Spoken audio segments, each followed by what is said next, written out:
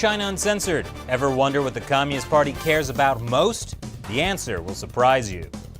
I spy with my little eye a People's Liberation Army Navy Type 815 Auxiliary General Intelligence ship.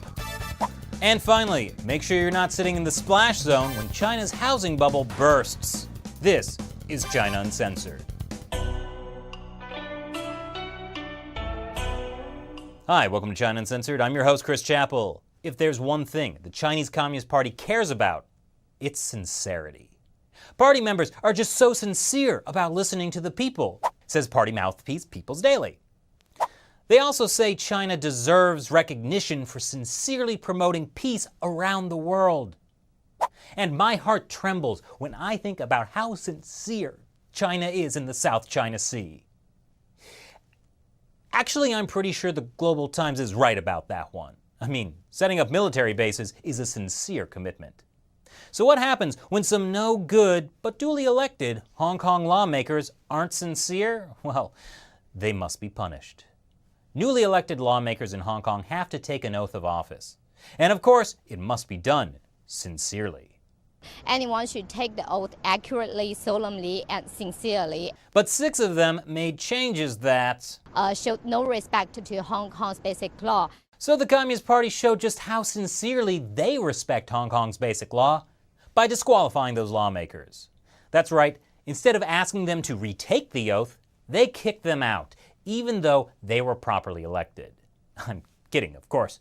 It was the Hong Kong High Court that made that decision. Beijing totally, definitely had absolutely nothing to do with it.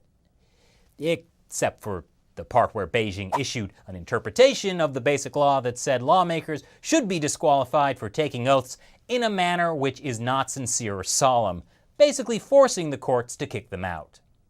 2 legislators were expelled back in November and the other 4 on July 14th. So how did these no-good elected officials take their oaths? Well, Nathan Law added a quote from Gandhi before he gave the oath. "You can never imprison my mind?" That's very insincere.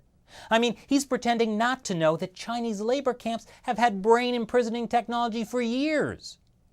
With the loss of these 6 seats in the Hong Kong legislature, it means the pro-democracy lawmakers won't be able to veto the other 40 more or less pro-Beijing lawmakers.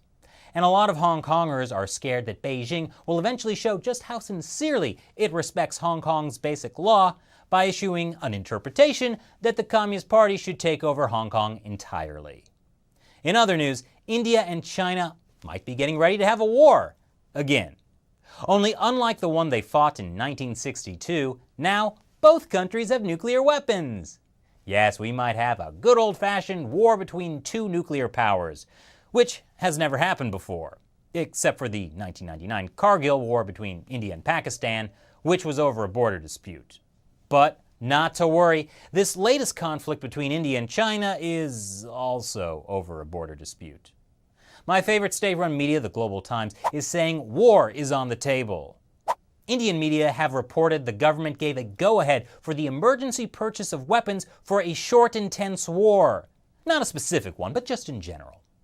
The issue centers around a border dispute here. The Chinese military has been doing live-fire drills in nearby Tibet, which resulted in rumors of Indian casualties, though both sides deny that. But there are reportedly troops along the border. This is not looking good. Can we get Xi Jinping to maybe watch Dangle again?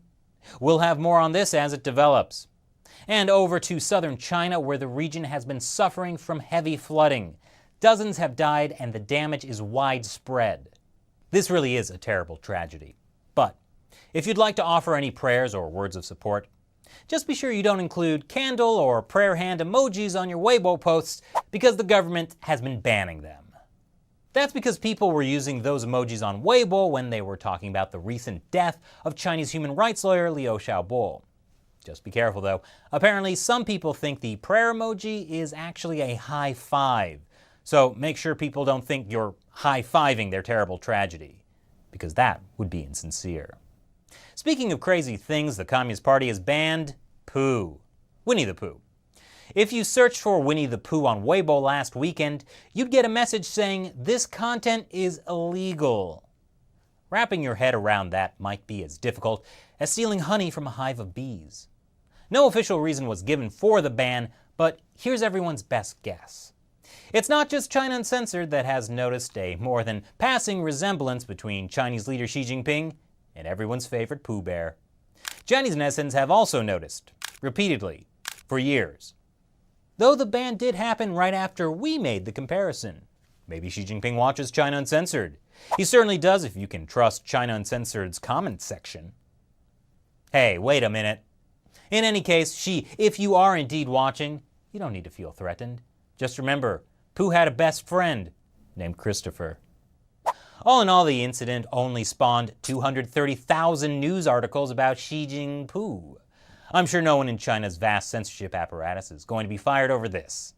Anyway, if you've been feeling concerned about the obstruction, don't worry. Pooh has now been unblocked. In other news, according to a new survey by the Who Run Report, half of China's millionaires want to leave China. Remember that the next time you hear about how great everything is in China, since as soon as people get some money, their first thought is to get out. Why? Well, according to the report, education and pollution are driving China's rich to emigrate. But also, 84% of those surveyed are also worried that the government will devalue the yuan. So where do China's rich want to go? Apparently not the UK. Most want to move to the US, unlike those US businesses that want to move to China. Speaking of US companies, the Chinese regime has laid out some pretty scary new cybersecurity laws. You see, they don't like the idea that Chinese user information might be stored outside of China where the Communist Party can't access it, stored just out of reach, like that sweet, sweet honey. So they're requiring foreign companies to store their data inside China. That also gives the regime unprecedented access to foreign companies' technology. And Apple has jumped on the bandwagon. Well, it's less of a bandwagon and more of a terrible idea wagon. But the Chinese regime has put a lot of pressure on Apple over the years, banning iTunes, movies, and iBooks, for instance. It's not just Apple either. The Chinese regime has also targeted Microsoft. Now, you'd think companies like Apple and Microsoft would get the hint, but instead, they're doubling down on their China operations. Apple jumps to comply with Chinese censors.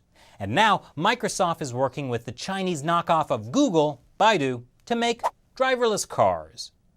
Actually, driverless cars in China could be a big step to improve safety conditions on the roads, especially since it only took a little tap for this truck to turn all Last Action Hero. Don't worry, it was carrying paper. No one was killed, thank goodness.